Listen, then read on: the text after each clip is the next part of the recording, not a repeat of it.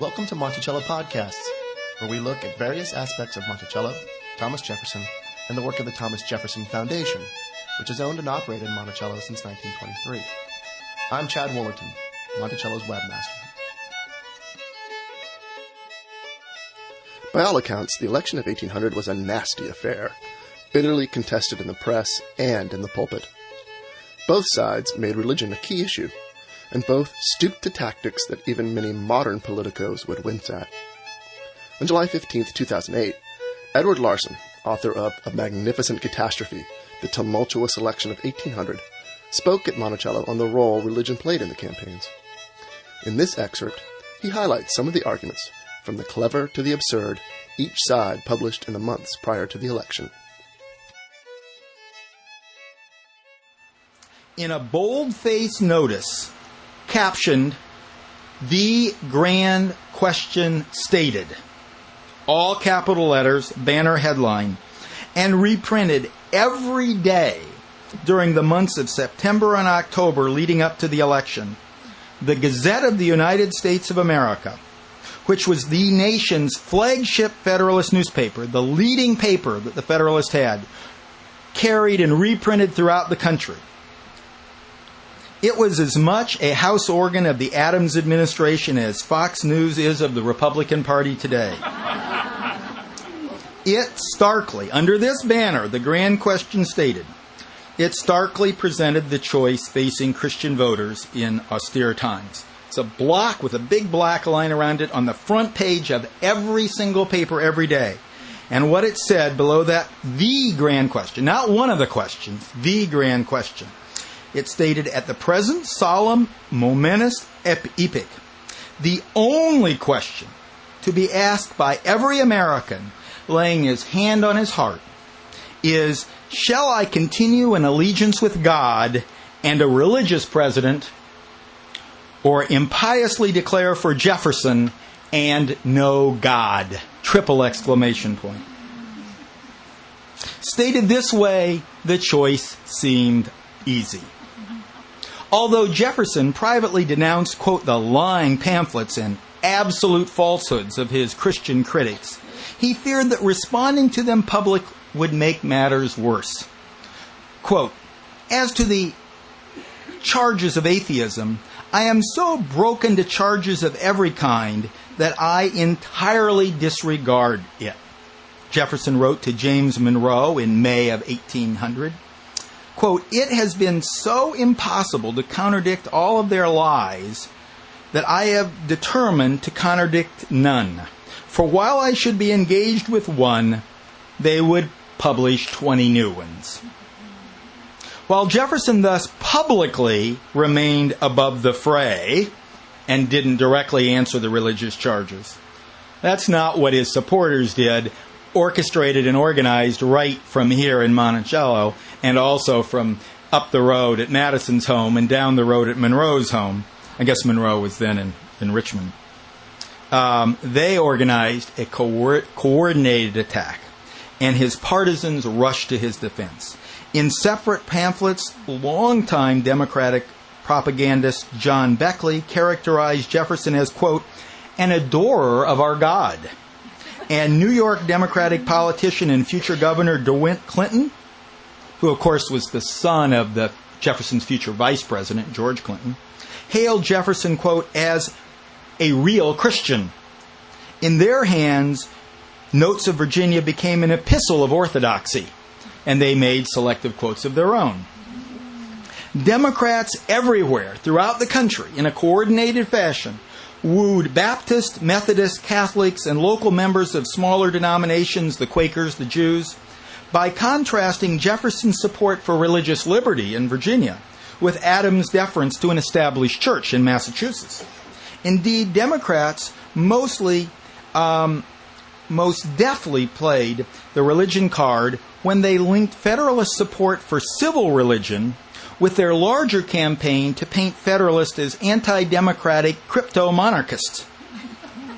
The arch-democratic Hartford Mercury, newspaper in Hartford, Connecticut, for example, published a satirical creed for Federalist, which played on their supporters' played on the Federalist support for an established church. And in this creed, they named the three most visible Federalist leaders of the day, other than Adams himself. And I'll give you a tone. It goes a little longer than this. You can sort of know exactly how long it goes. Those who go to Episcopal churches, you can get in the rhythm. It fits the exact lines, but I'll just read quotes to give you enough. This is the Hartford Mercury. This is reprinted in Democrat newspapers throughout the country. I believe in Alexander Hamilton, the mighty Creole, mighty and puissant general of the standing army, it affirmed. And in vice presidential candidate Charles Cotesworthy Pinckney, his friend and faithful follower, who was sent from heaven above to save this hapless country from the calamities of a republican government and to confer upon it the beauty, splendor, and glory of a monarchy. Completing the Federalist Trinity, the creed turned on Adams' high-handed Secretary of State. And I believe in the virtuous efforts of Timothy Pinckney to prevent a peace with France and to unite us again with the English nation. This creed neatly encapsulated many of the popular arguments against continuing Federalist rule. It presumably did not include Adams in its partisan trinity, because doing so would violate the Sedition Act, which would mean its editors would go to jail. And this act barred malicious criticism of the president, but did not protect Hamilton or the vice presidential candidate. Turning the tables on their accusers, Democrats also questioned the piety or religious orthodoxy of many leading Federalists. This was a very clever approach to take. Remember, their candidate is being attacked as a deist or worse. Now, the Democrats are responding. For example, they charged, despite his bow to civil religion by participating in public worship and proclaiming national days of prayer and fasting, Adams, they claimed, which was true, differed little from Jefferson in his personal beliefs about God. Both men inclined toward Unitarianism, though Adams kept it under wraps better than Jefferson, and regularly, at least while president, attended conventional Christian church services. This led some partisans to accuse Adams of hypocrisy. Clinton, remember, DeWitt Clinton, the future governor, Riley noted in his pamphlet, "I have always understood that Mr. Jefferson belonged to the Episcopal Church. How often he attends I have not inquired, but I believe he does so with as much sincerity as Mr. Adams." With both candidates sullied, some partisans descended to the level of debating the relative merits of a pious hypocrite versus a known infidel as president. In a long newspaper essay, for example, a Democrat wrote, "Now, I don't know that John Adams is a hypocrite, or that Jefferson is a deist. Yet, supposing they are, I am of the opinion the last ought to be preferred to the first, because a secret enemy is worse than an open and avowed one." Writing for the Carolina Gazette, an exasperated Federalist replied, "Mr. Adams may have no more real religion than my horse.